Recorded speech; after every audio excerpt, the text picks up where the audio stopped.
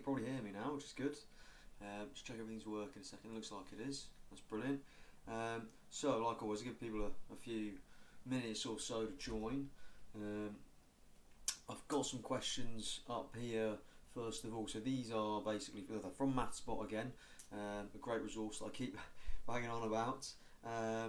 So this is from the revision grid section. So on there you can make 3x3, 4x4 questions.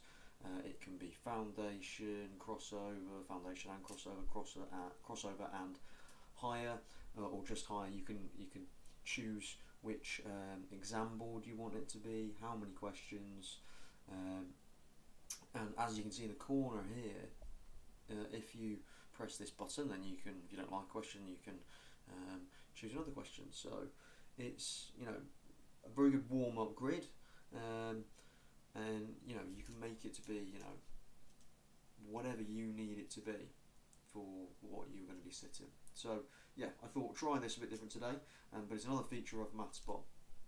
Now, hopefully you can see those questions. If not, I will talk through them in a second so that you can actually hear what they are if you can't see them, and think about them that way. If you're on a TV, it might be easier. If you're on your phone, probably more difficult. Before I get stuck into those though, just to say again, we've only got about, if I can see that correctly, about 25 days until the first exam, or just over, so just under 26 days, so really not a long time at all. So keep going with your revision, keep working hard, and make sure that you're working as smart as you can, because working as hard as you can and not on the right things is not going to be very beneficial, or not as beneficial as it could be. So you've got lots of exams you're revising for, lots of other subjects, so you need to make sure the time that you do put into not just maths, every subject, that it is targeted, it is focused.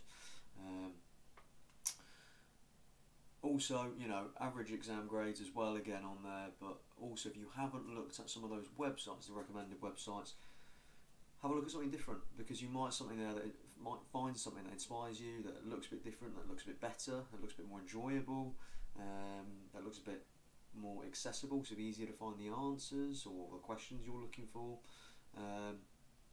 or just something that you think might be better. So it might be that you think, a practice paper, I've done most of these papers, some of these things do have practice papers on there, so it'd be useful to have a look at and have a go at those.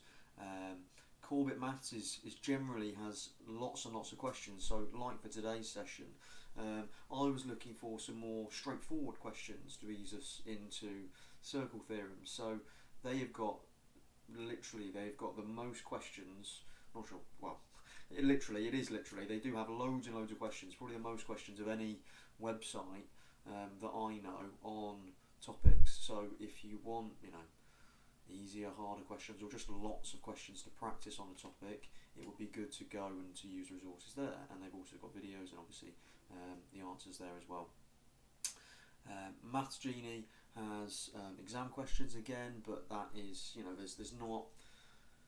there's a great bank of maths, exam questions there on Maths Genie. It is fantastic. If you want more, or you want different, then GCSE Maths Questions has got more maths questions, but it's harder to navigate, I would say, but it has got more there, and it's got different exam boards as well, so you can see exactly for your exam board. But yeah, they're all good, they're all better at certain things and different things, so have a look at something else, or something you haven't already had a look at. And of course, Buy Me a Coffee is there in the corner if that's something that you want to do as well and support the channel.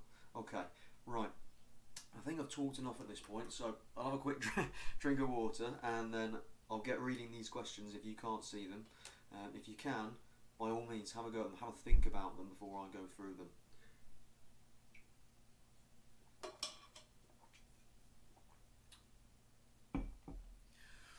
Okay, and welcome back to the people that are joining and have joined now as well. I know there are some people that do watch every single week, which is really good and brilliant, and these sessions will only help. Even if you think you know everything there is to know about circle theorems, dipping into these sessions at certain different points will be beneficial. Okay, Right. So, a regular octagon, that's the first key word there, is regular. That means that all the angles and all the side lengths are the same. Has a side length of g meters. So we've got an octagon that's got 8 sides. It's got a side length of g meters. Write down an expression of the perimeter of the octagon. So perimeter, need to know what that word means. That is the distance around the outside of the shape.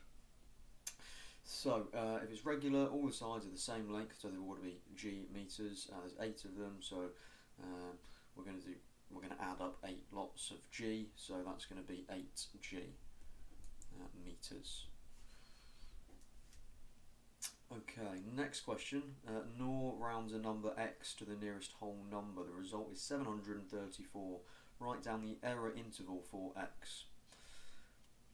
Right, so with this question, we need to think about basically what's the lowest number that would round to 734 to the nearest whole number, and what is the biggest number that would round to 734 to the nearest whole number. Now, the way that I do this, I'm just trying to grab a ruler. You can think about it in terms of kind of like a number line. So, 734. You don't have to, this is not going to be an exact number line. I'm not going to measure it out, but if I go to the nearest whole number just below, so that'd be 733, and then the nearest whole number just above, that's 735. Now, if I go just in between those, and again, I'm not measuring this out, but approximately, I get 733.5 and 734.5. Now the error interval has got to be between these two numbers. Anywhere between 733.5 and 734.5 will round to 734. Okay? But if I have exactly 734.5, that would round up. So I can't actually have 734.5, but I can have anything less. So it says error interval for x, so I need to write x it's got to be less than, so that's a symbol for less than. Some of you might remember this from primary school, the crocodile eats the bigger one. So x has got to be smaller than 734.5. It can't be equal to that one, but it can be equal to 733.5. So crocodile with a line underneath it. Okay, and x is greater than, bigger than, or equal to 733.5. So that's the error interval. And the error intervals, these inequalities will always be the same, and usually it's x in the middle, and then these numbers you'll have to work out depending on your question. Now this would work the same if it was to round it to 1 decimal place. You just go 1 decimal place down, 1 decimal place up, and you go in between. The only scenario that I know of, I can think of, where you would have an issue with this and where it's a little bit more complicated, but it's less likely to come up, is significant figures. So if you had, and this is a good question to think about, and maybe you can work this out, well, I'm not going to explain it now, but maybe you can. The number 10 has been rounded to one significant figure. What's the error interval? What's the upper bound? What's the lower bound? Okay, I'll leave that with you to think about, but it's an interesting one. Next question, a piece of wire is 390 centimetres long. Umar cuts 4 25 centimetre lengths off the wire. Now a good tip, I've said this before, say it again, when we're reading through these questions, work out things as you're going. Don't leave it all to the end, because then you're going to have too much information, it's going to be information overload, and you won't be able to work probably anything out, because you'll work out the wrong thing, you'll work, from the last thing you read. So work it out as you're going. You can think about it almost as kind of like a set of instructions, at least in this case, it's line by line, isn't it?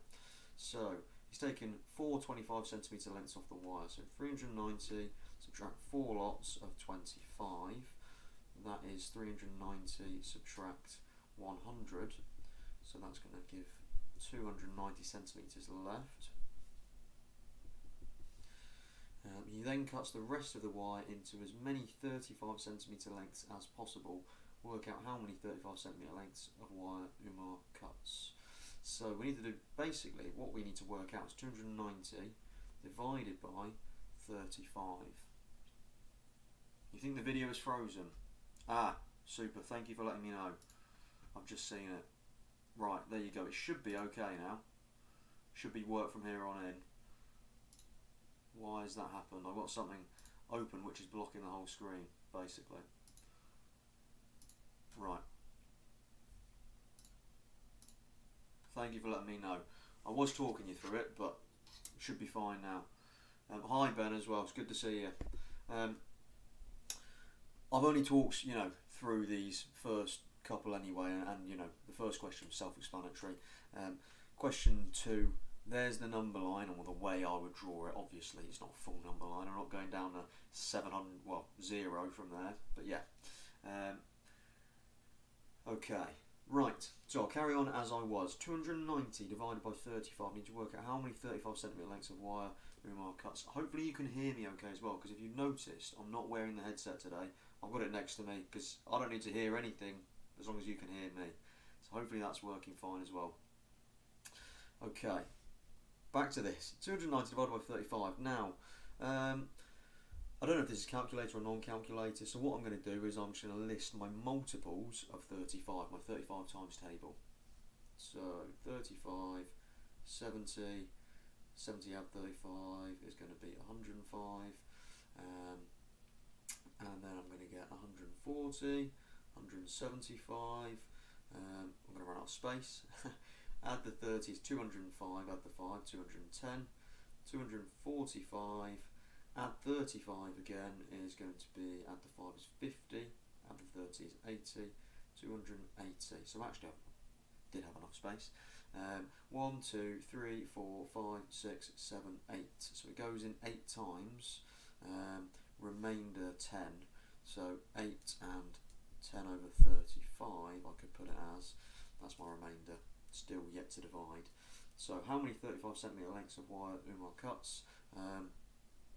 8 is my answer, because it's got to have exactly 35 centimetre lengths, so it's going to have a little bit left over at the end, 10 centimetres left over. Okay, Ben or somebody else, if you just type in the chat, I think that you can see the video now, just confirm for me if possible, if you can. If not, I think I can see it, I think it's working alright. Just give me a thumbs up or whatever. Okay, next question. This rectangular frame is made from 5 straight pieces of metal. So we've got one here, one here.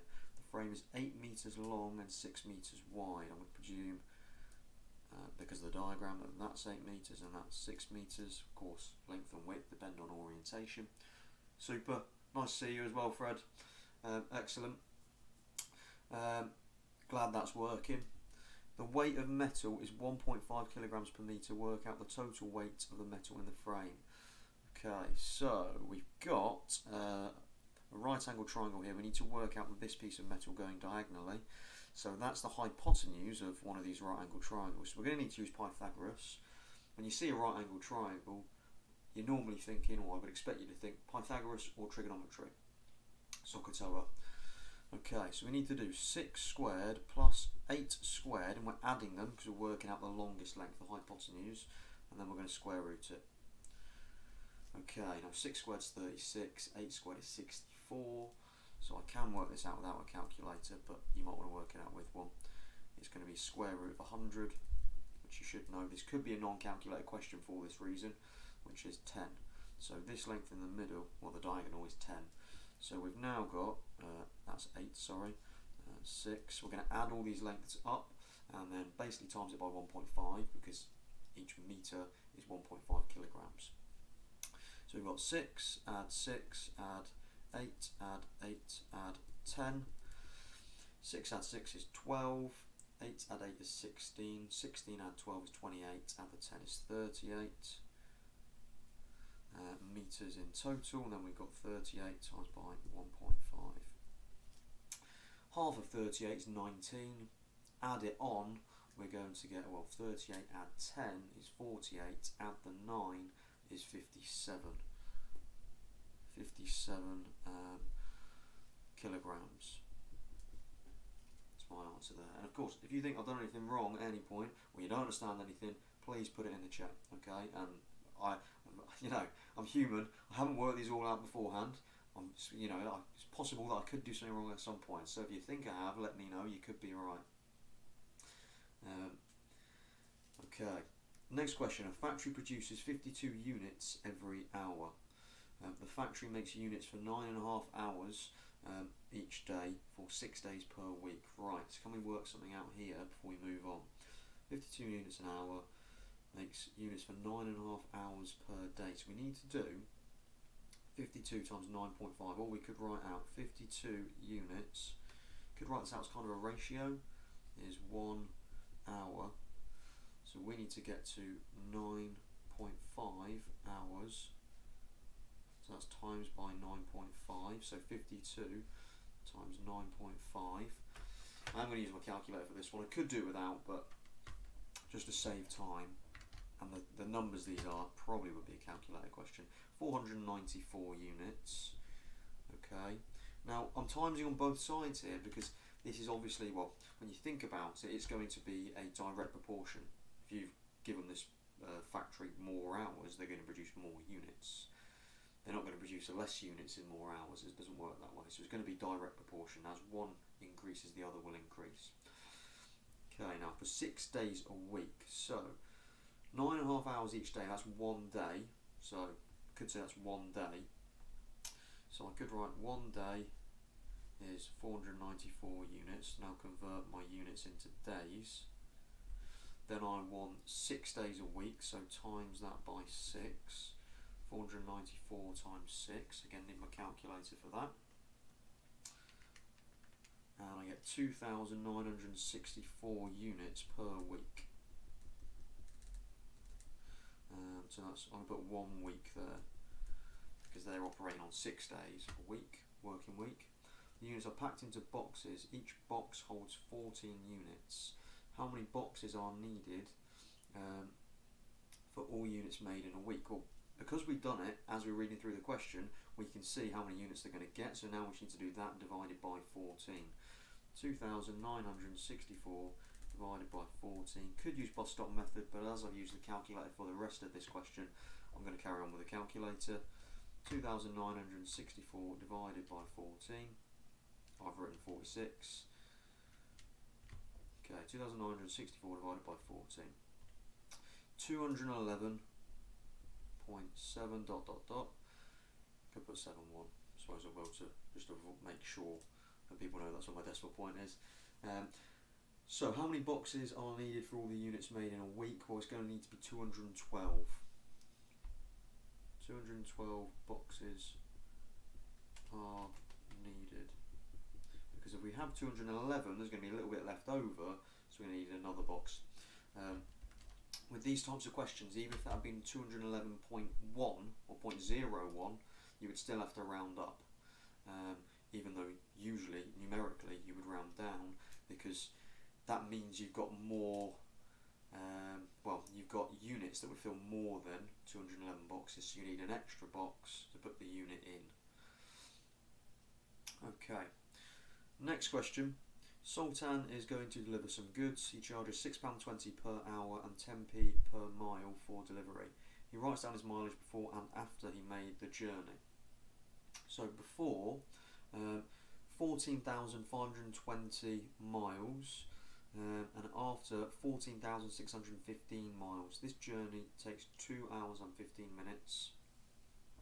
How much does he charge to deliver these goods? Okay, so I've read it once then, I haven't actually worked anything else. So I'm going to read it again and, I'll go through it again and work the things out that I need to work out. And this is another way you could do the question. Read through once, read it through again, working out it bit by bit. £6.20 per hour. Okay, right, well I know down here 2 hours 15 minutes. Now, 2 hours and 15 minutes. Now I've only got a rate per hour, so I need to convert that into hours. Now that has got to be, well, that's a quarter of an hour. So a quarter of a decimal, as a decimal, sorry, is 2.25 or 0.25. So 2 hours and a quarter is 0.25 extra, so 2.25 hours. Now £6.20 per hour. So I need to do £6.20 times by 2.25, and I'm definitely going to use my calculator for this. £6.20 times 2.25, 13.95. So that's £13.95 for that bit. Now he also charges 10p per mile for delivery. So we need to work out how many miles he's done. So that's 14,615 subtract 14,520, and that will give us the amount of miles he's driven.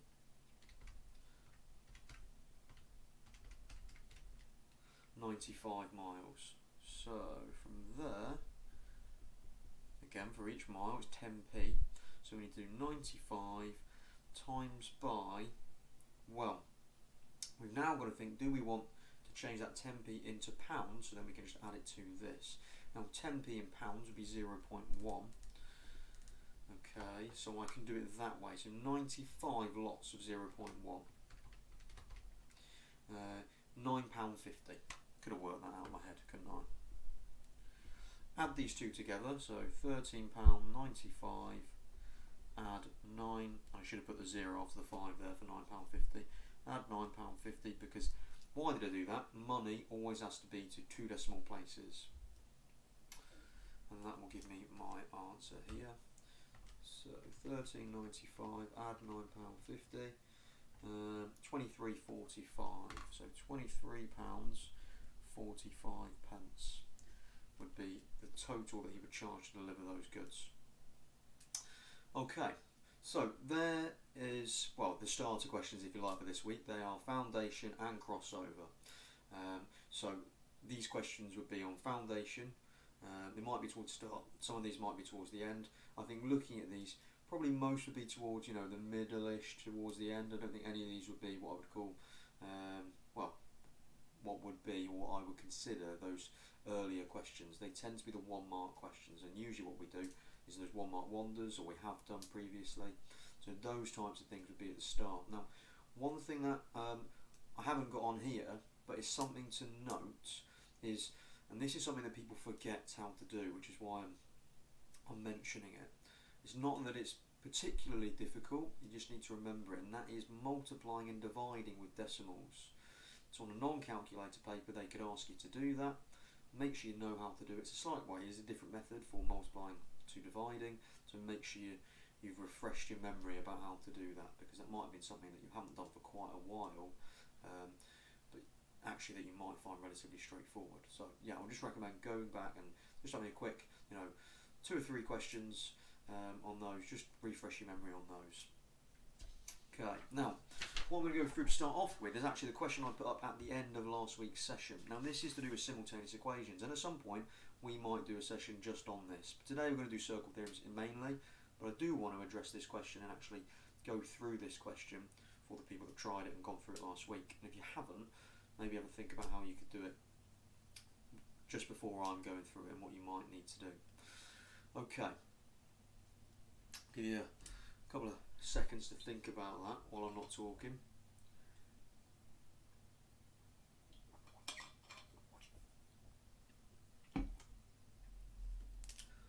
Okay, simultaneous equations. Now we need to solve these first of all.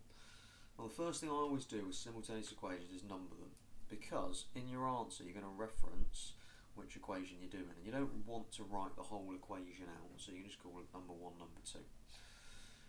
Okay, so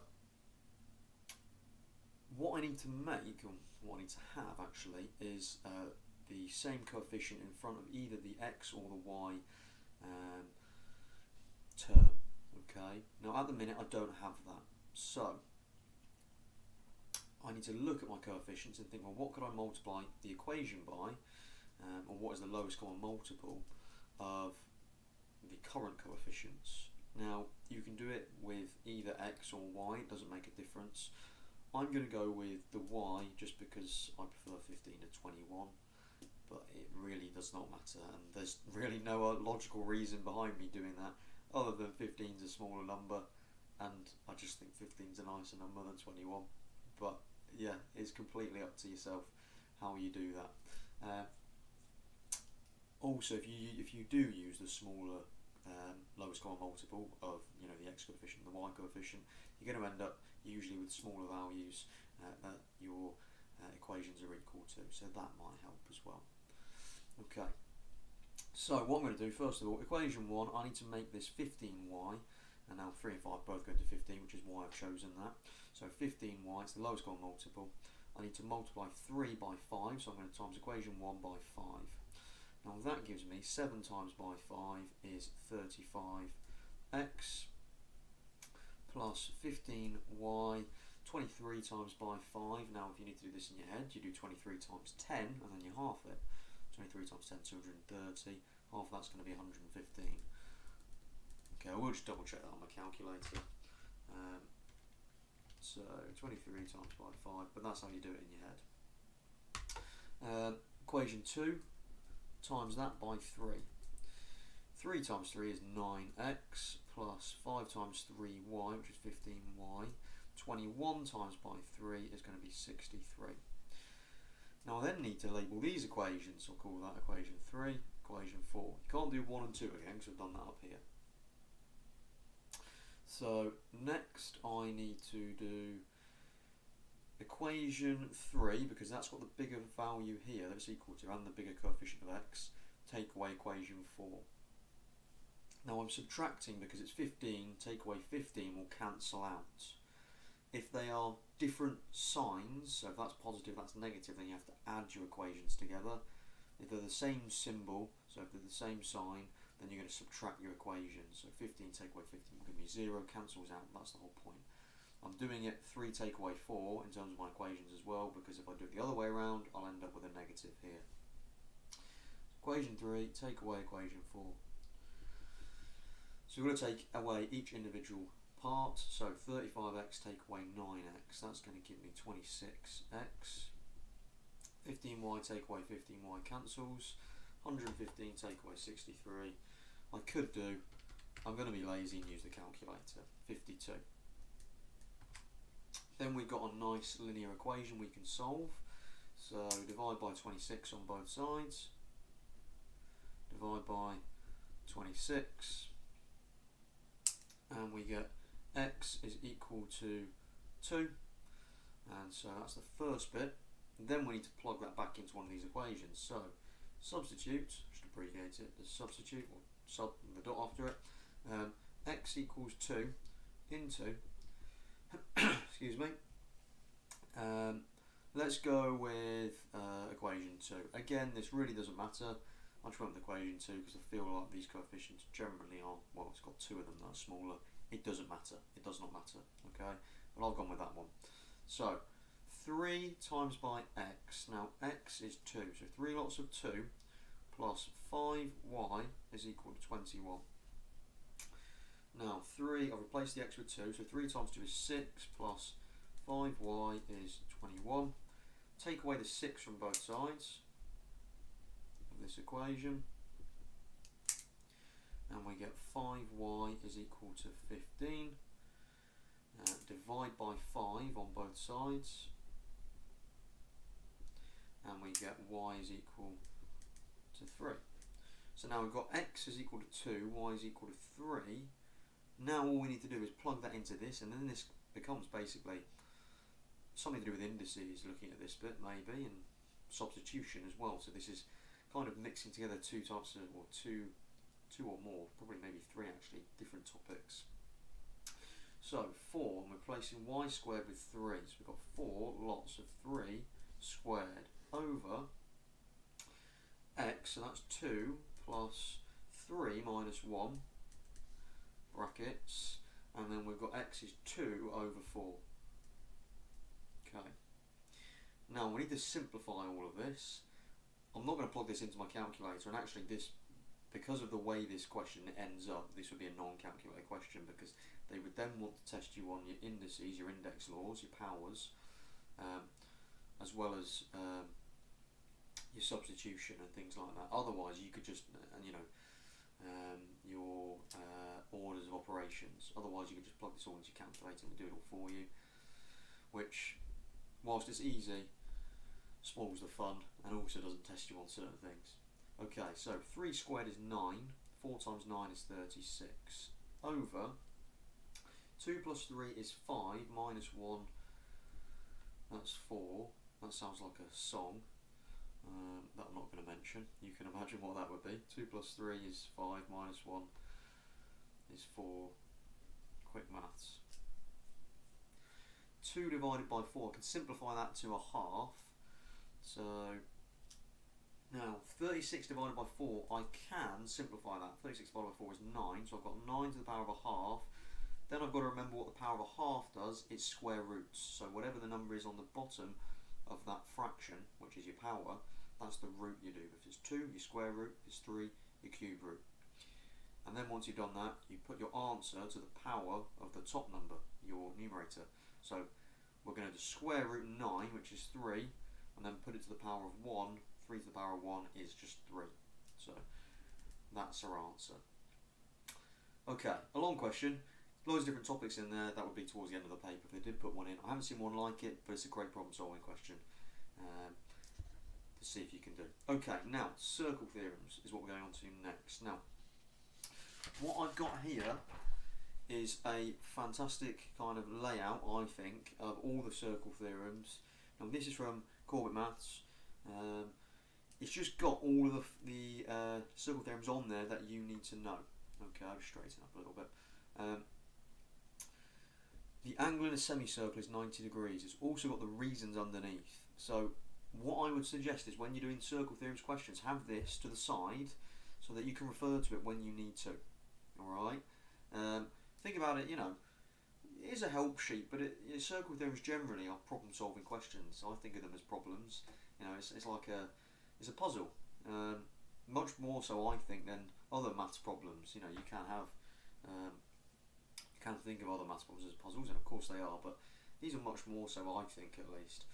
So these are the things to help you. These are things you need to know to do the puzzle, basically. You know, like Sudoku, you need to know that each row is going to have all digits that go from 1 to 9, you know, in the squares, as well as the rows and the columns. You need to know that. They're the rules. These are the rules for these puzzles.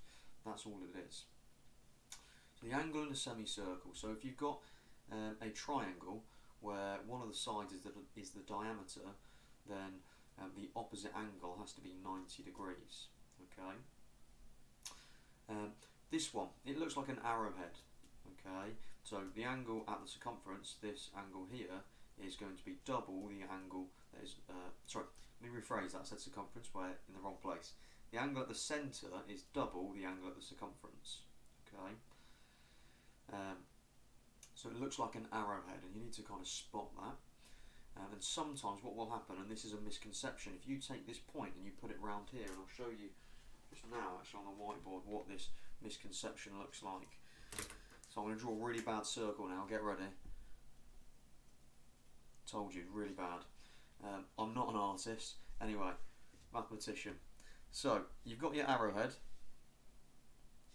shape, you've got an angle on the centre and an angle on the circumference. Okay, so these angles are quite small at the minute, but you get my drift.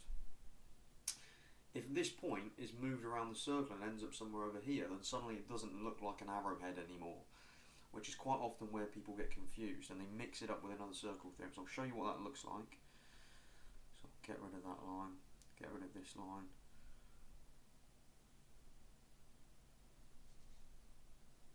Okay, now, instead of going up there, if I make the point on the circumference a point over here, this angle will still be half the one at the centre.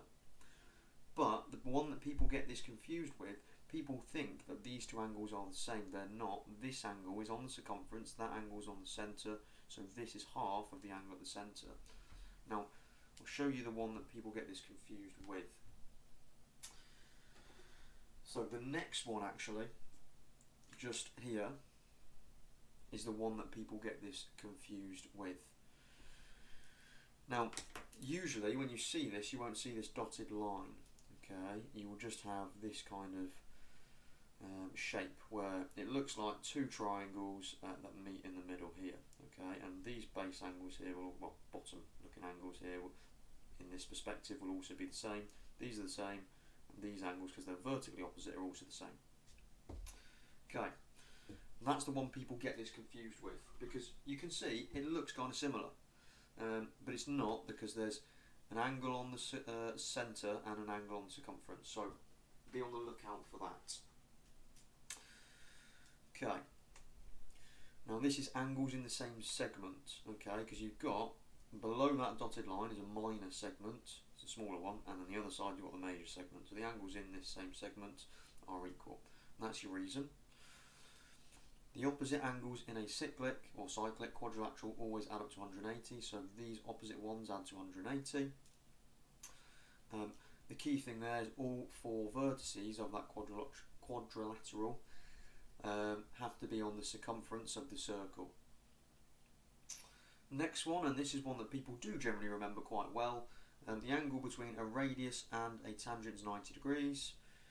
Next one is one that people don't remember all too well, okay, and that's alternate segment theorem. This is probably the least well remembered one of the circle theorems, I would say, along with probably this one down here, but this is less frequent in my experience.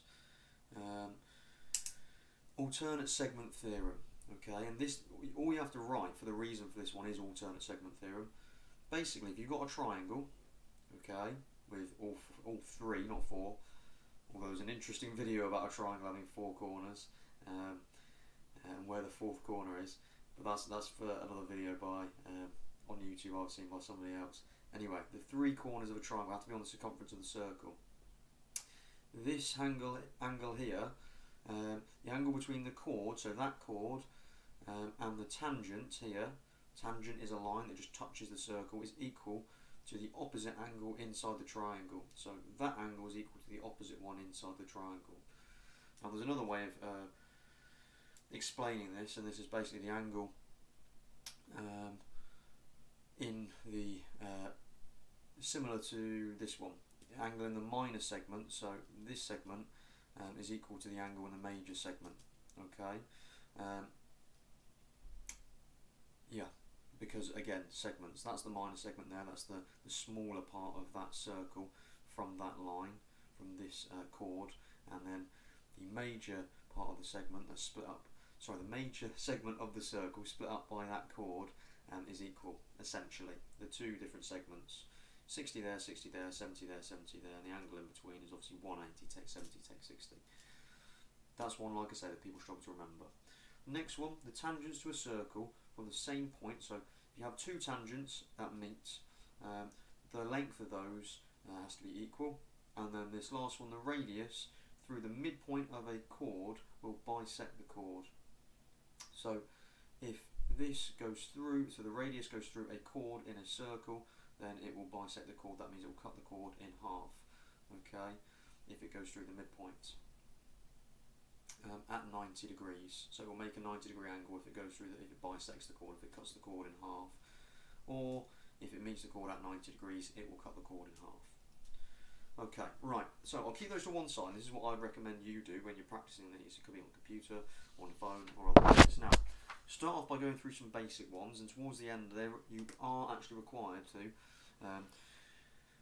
prove these, some of these. That is obviously, they will be towards the end of the higher paper, so a lot more difficult questions. All the circle theorems are on the higher paper, but they could be earlier in the paper if they're easier, or towards the end if they're asking you to prove them. Okay, so this question, we've got a diameter, which means that this is 90 degrees here, okay? The reason for that, the angle in a semicircle, so basically if I cover, I'll use if I cover that up, okay, so you only see half the circle, that is a semicircle, we've got a triangle in a semicircle, so that angle has to be 90 degrees. 180, I'm writing in blue now for some reason, 180, subtract 65, take away 90, because 180 degrees in a triangle will give us the answer. Take 65, take 90 is 25 degrees. Okay, this one. The angle at the circumference is half the angle at the centre, so 122 divided by 2 is going to give me 61 degrees. These are straightforward, they will get trickier, don't worry. And I've got an interesting question at the end for people to think about as well. Now, this one I can do, they're coming from the same points. These, well, kind of like triangles in the circle. So if I do here, that line, that dashed line, then it starts to look like, or it does look like, this third one here, this one. So the angles in the same segment from a common chord are equal. So those angles are equal. So A and B are 37. A has got to be the same as B, which is 37 degrees. Okay, this one, we've got a quadrilateral four-sided shape where all four vertices are on the circumference of the circle. We've also got parallel lines here, so that's useful to know. Now, the opposite angles will add up to 180 degrees. So, 180 subtract 101 will give us x. So we'll just work that out. 180, oh, I've written 80. 180 minus 101 is 79 degrees. So that's x. Now, z must be equal to y. How could we work either of those out? Now, because these are parallel lines, what we've got is co-interior angles. So if you notice, I do this by looking for, well, you can do it by looking for shapes. If you go around your angles, around 101 and around y, that looks like a C. So that's a co-interior angle. So that means that these two will add up to 180 degrees. So if we do 180 subtract 101, we've already done that up there, that's 79 degrees. Sorry, I've made a mistake here when we're working out. Z is not equal to y, is it? Z and y add up to 180 degrees. Right, so it's just y here. Y is 79 degrees. Now, these two, so Z will add up with y to make 180 because it's opposite in a cyclic quadrilateral. Or Z and X, because they're co-interior, will also add up to 180. You can probably see these angles aren't the same as well. Okay, so again, because they're opposite, I'm using this. Opposite angles in a cyclic quadrilateral always add up to 180. So we do 180 subtract 79, which gives us 101 again. 180 subtract 79 gives us 101 degrees. So they're all 79 or 101, basically. Okay. Question E. Now, these tangents meet at a point, which means these are equal, which means, well, I've also got these are equal because they're radii. That's a good thing to remember as well with circle theorems. Your radii or radiuses. Radii means plural of radius, if you weren't aware. So I've got two sides, and I know that the tangent meets a radius at 90 degrees. Two sides and an angle, which means if I was to split this up, I've got congruent triangles here. I've got side, angle, side. And I've got a shared side, actually, so I could have side, side, side. Which means the angles in them must be the same, which means actually each angle in this triangle has got to be equal, or actually I don't even need to do congruent triangles. Could do it that way. I don't actually need to, I just need to know these are 90 degrees. Because these are 90 degrees, I've got 1, 2, 3, four-sided shape, a quadrilateral. Total of the angles in a quadrilateral is 360 degrees, so 360. Just subtract 158, 90 and 90, that will give me x. You could do it the other way with congruent triangles as well and work out half of x and a half of x. That would be very similar. 90, take away 90, take away 158, that will give me x. And when you're working out, you know, questions like this, you might do exactly the same thing that I've done there. You might start working something out and actually go, wait, that's not quite right.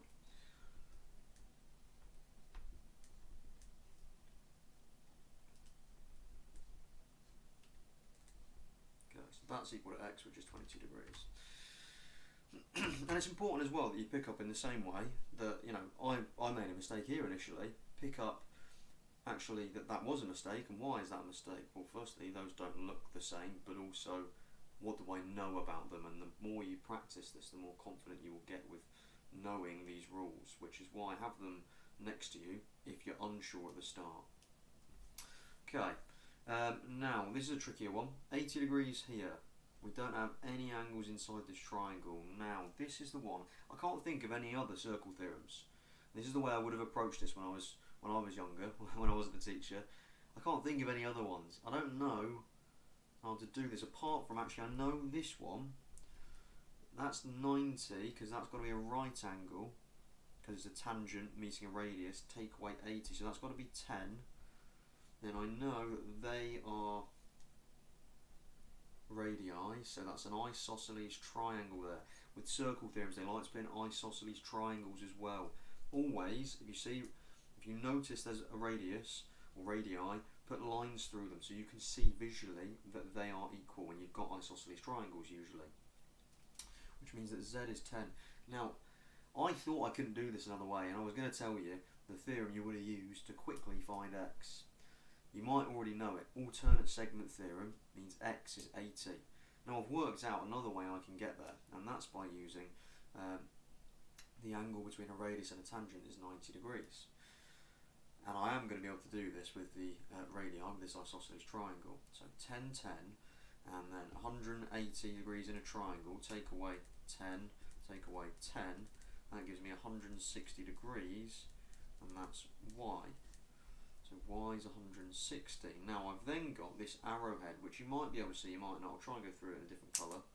So I've got this arrowhead that goes like this.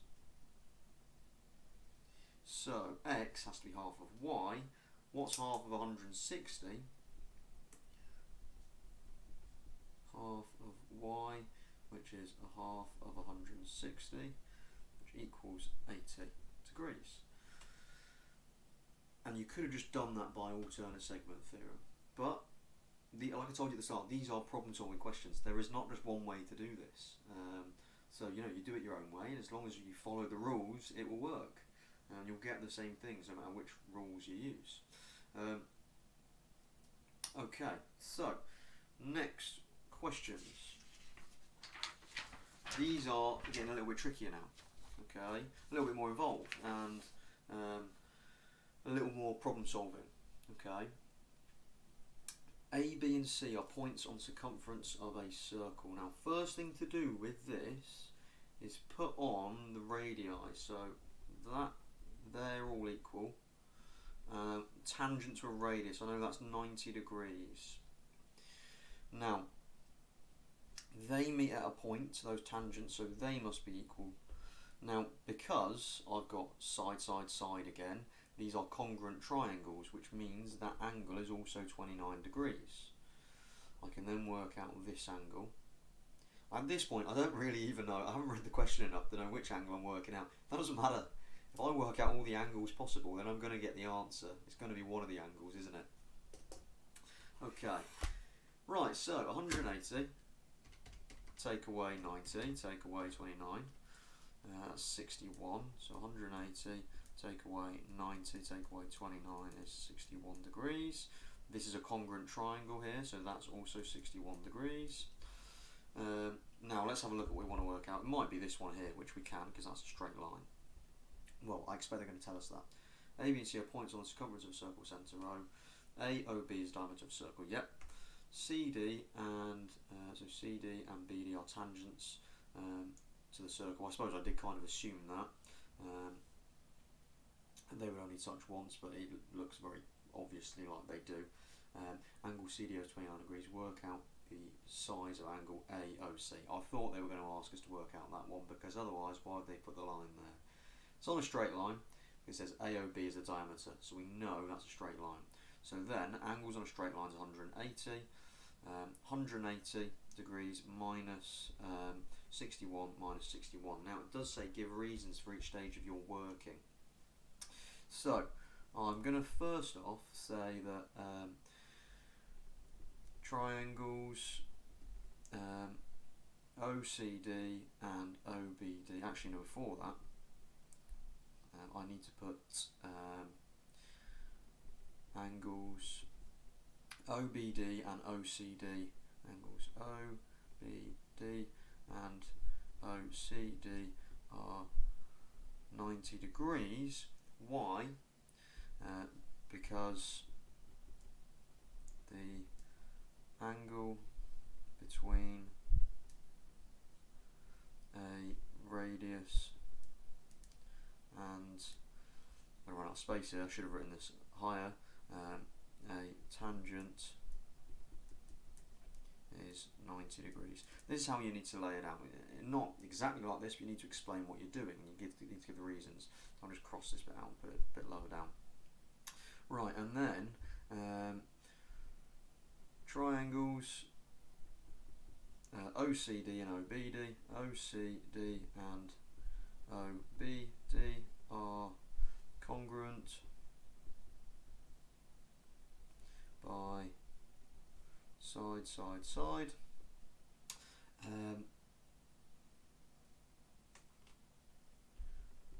Angle COD is equal to angle BOD,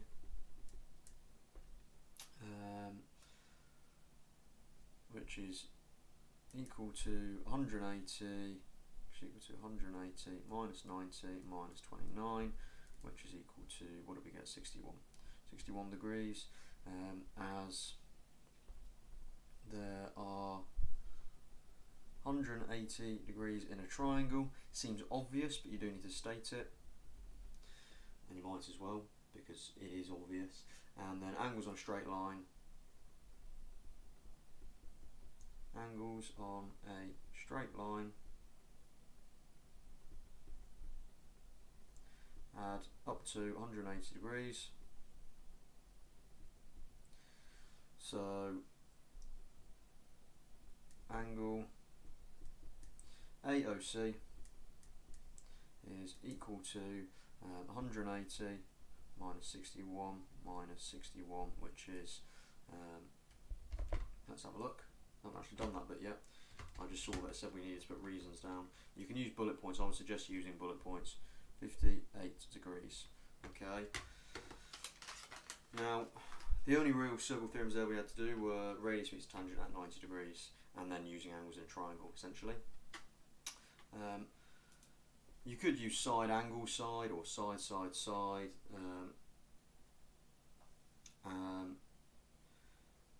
I possibly could have put in as well, with the congruency, that these tangents have to be equal length. So I probably could have put that in underneath here. So tangents that meet at a point are equal length. So that means BD equals CD. Okay. Bit of advice, probably a good idea, probably should take this myself. Leave a bit more space between each of your points in case you realise that you missed something there. But essentially you're talking through and you're writing down what you're thinking, what your thought process is essentially. Put it down in bullet points to make it easier. You could put your calculations in brackets next to it. But you do have to give reasons. Make sure you do that and don't skip any, as obvious as they might be. AC and BC are tangents to a circle with centre O. Okay, so AB and BC are tangents to a circle with centre O. Okay. Just says find the size of X, so here we don't have to put reasons down. So what I'm going to do is, it's a quadrilateral. We've got 1, 2, 3, 4 sides. They're equal because they're radii, but it doesn't matter.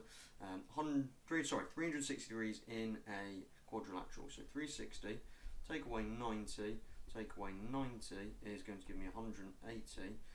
That has got to be equal to 4x add x. So 180 degrees is equal to 5x. Divide by 5 on both sides and we'll get the x. 180 divided by 5. Where's my calculator gone? It's up there. 36 I believe it is, unless I've done something silly. Yeah. 36 is equal to x. Okay, now I am running out a little bit of time here. I did put a lot of questions on here. There are more. So these are from Corbett Maths. These are from the practice questions section. I'm not going to have time to go through these now, but there's more there. I'm going to go through one of these very quickly, and then I need to show you this question, which I think is really interesting and really good to practice all these different circle theorems. these are exam questions. These are from GCSE Maths questions, and I can't remember which exam board these are from, but you know, there's loads of questions on GCSE Maths questions, so do use them if you need more questions or you want different questions. Okay. I'm going to go with this one. This one says you must give a reason for each stage you're working. That's going to take a bit of time to do. So, and really, I want to finish in about 4-ish minutes. I'll carry on going if I need to finish off what I want to do. But yeah, that's how much time how much more time I would like to spend. We'll keep going though until we've done, you know, a bit of each of the things I wanted to go through. A, B, and you know, getting increasingly difficult questions to give everybody, no matter what stage you're at, some question that actually you can have a go at yourself, make sure you can do, and maybe attempt before I do it. If you're watching this back later on, you can pause the video and have a go as well yourself. Okay, A, B and C are points on the circumference of a circle. Centre O. D, A, E is a tangent to a circle. Right, tangent radius 90 degrees. As soon as it's a tangent, I'm thinking radius 90 degrees, or if two tangents meet, they're equal. Okay, and if it hasn't got a radius on, it might be a good idea to draw a radius on. You can always do that, can't you? With the centre of the circle, you can draw a radius on. So it might help if there's a tangent, because you know radius tangent 90 degrees. DA is tangent to the circle at 90 degrees. So I can work out already, that's the centre, this bit is going to be 90, take away 56, because the whole angle here is 90 degrees. I've done a massive square there. I don't know why I did that, but I could have done a smaller one. Never mind. 90 take away 56 is 34. That's 34 degrees. Okay, now we've also got radii here, which means that's 34 degrees. Angle BAE. Make sure you read all of this because some of these angles might not be on. You might need to put them on yourself. So BAE is 56. That is on there. CBO. So CBO. That's on there. Work out the size of angle CAO. So we need to work out this angle down here. Now, we know by either doing the similar process what we did earlier, this is isosceles, so we can work this angle out by doing 180, take 34, take 34 and getting this one, and then half it to get this one. We can do it that way. Or, alternate segment theorem tells us if this is 56, then this is 56, because you have got that triangle there. Now, because that's 34, I've got the total angle. Now I'm just thinking about this big triangle, because we need to get CAO. I know that's 34, so if I get the whole thing, I can take 34 from it. So, I've got this big triangle. I can do 180, take away 56, take away 35 and 34, because they will add up to, 69 degrees, so take away 69 degrees as well, and that will tell me the whole angle here. It will tell me CAB. Okay, so angle CAB is equal to this. So 180 minus 56 minus 69 is 55 degrees. So the whole angle down here is 55 degrees. That's angle CAB again. I always find it slightly amusing the way when these letters make words. CAB, for whatever reason. Sometimes it's CBA, and other abbreviations that people know. Anyway, moving on. This angle here, CAO. Angle CAO. That is angle CAB, the big one, take away 34. Angle CAB, subtract angle OAB. So, CAB is 55, take away 34, which gives us the answer, which again could work out in my head, but I'm not going to. 21 degrees. Okay. So that's the answer to that question. You can do it in different ways, similar to the one we did earlier. You might want to have a go at this one here. What I am going to do actually, I am going to quickly do this one, and I'm going a little bit over. The reason I am is show that y minus x equals 90 degrees, because it's algebraic basically.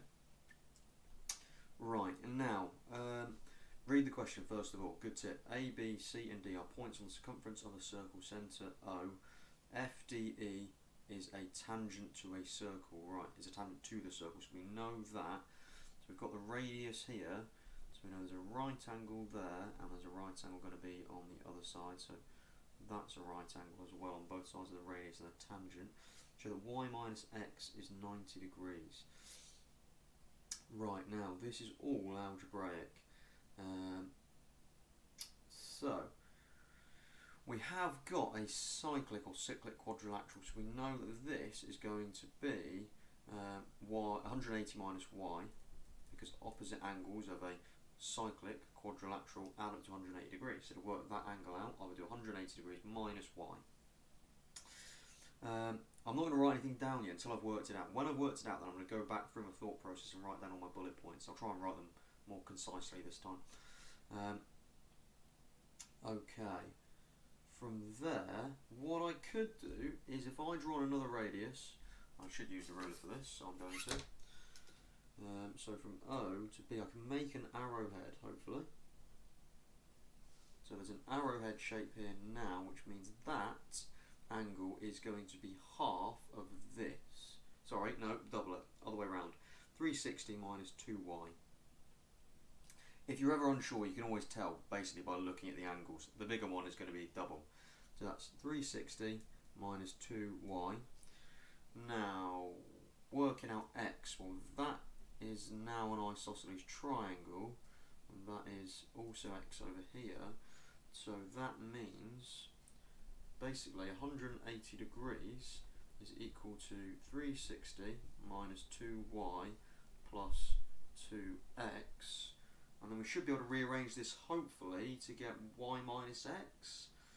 Let's have a go. So, if I take away 360 from both sides,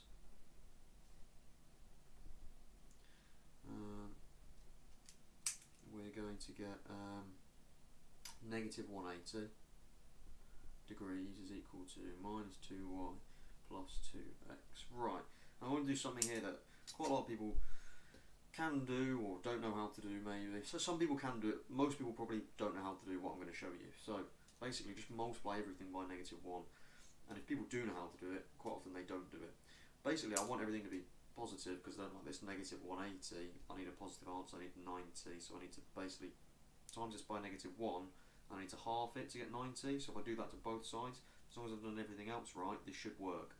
So times everything by negative 1, basically reverse the signs.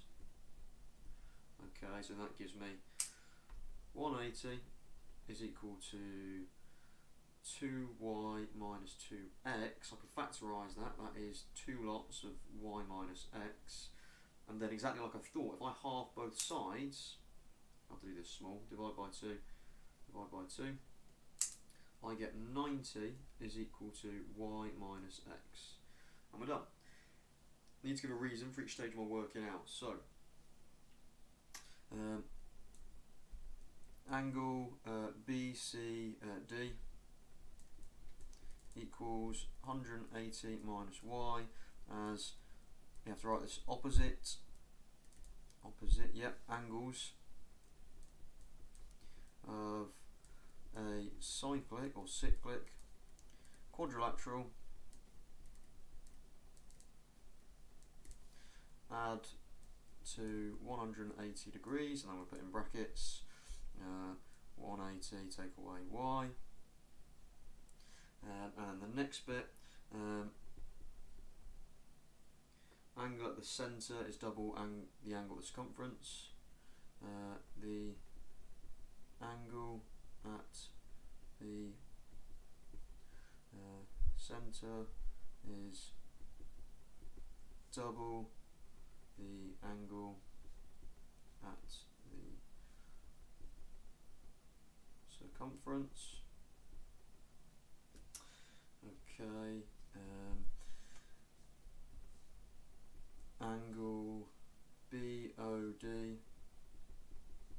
is equal to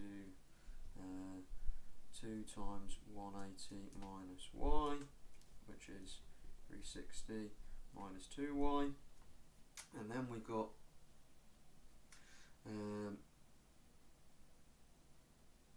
Angles in a triangle add up to 180 degrees essentially. I could have written something about these being the same because they're radii, but I don't think I would need to, so I'm not going to do that bit. But if you're unsure, it's better to write more bullet points, you know, more reasons than less.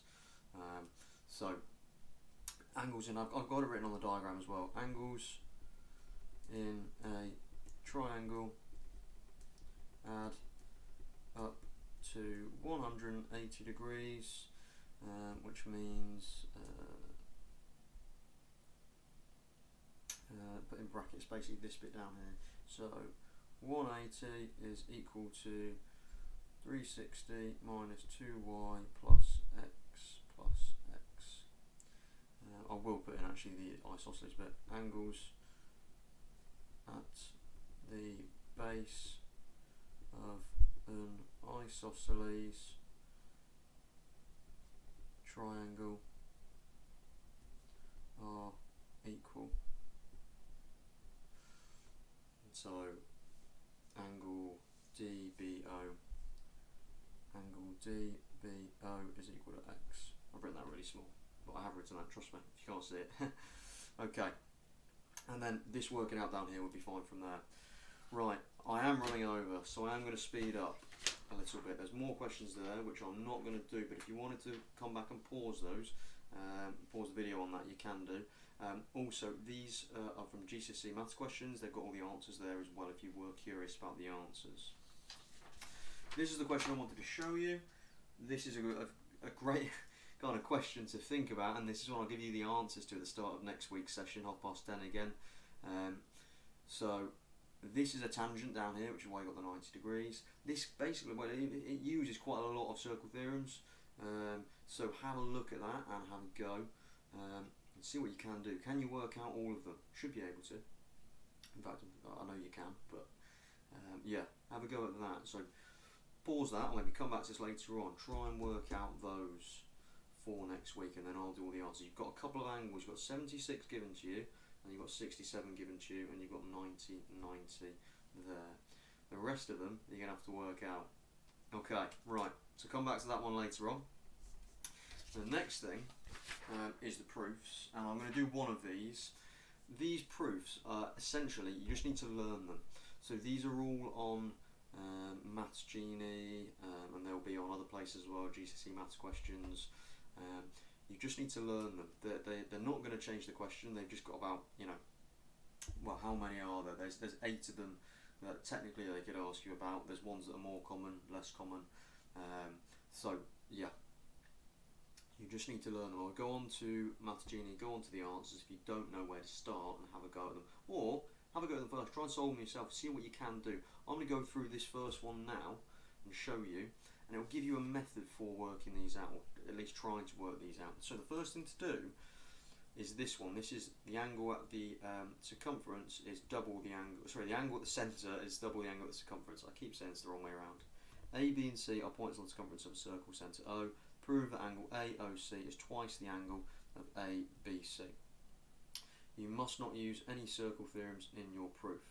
Okay, right, so what I'm going to do is, this is a tip with these, and this is common with a few of these, you put another radius on. Now, because these radii are helpful. So that's equal to that, equal to that. Okay, now what I'm then going to do is I'm going to call this angle here X and this angle here Y, because I don't know what those angles are. I don't know how I've split them up. They're not going to be equal necessarily, because it depends where that point is. It might be right above it, in which case they will be equal, but it might not be, so they won't be. In most cases they won't be equal, X and Y. Okay, but isosceles triangles, that means that that is X and that is Y. Okay. You've got to do it by proof, so you've got to write down your steps. So, let's angle OBA, BX, and angle OBC, BY.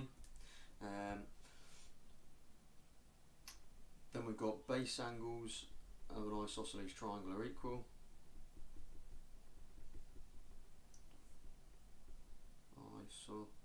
spelled it wrong, didn't I? Isosceles triangle. Good spot if anybody did spot that. Triangle are equal.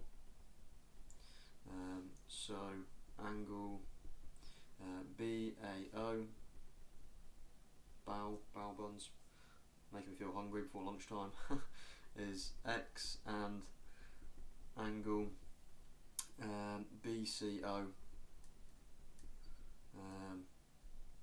is Y. Then I'm running out of space here. I'm going to have to do it probably by the side of this one. I didn't anticipate how much space I need. Angles in a triangle add up to 180 degrees.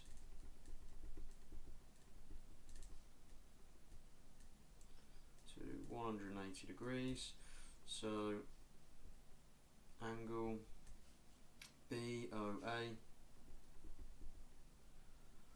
boa, like the snake. I always think of these words. I don't know why, you just naturally do it, don't you? Angle BOA is equal to 180 minus 2x. Excuse me. Angle BOC is equal to 180 minus 2y. And then you've got angles around a point add up to 360.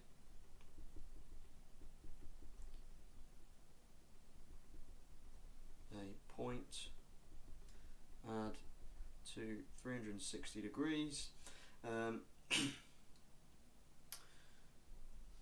So angle AOC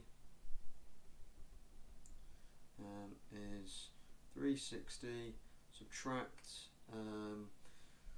180 minus 2x, and I'll put that bit in brackets, minus 180 minus 2y, again in brackets, because I'm going to basically subtracting 180, and then I'm subtracting negative 2x, or subtracting 2x, which is going to become positive 2x, which is equal to 2x, 360 take 180, take 180, that's going to cancel out the 360.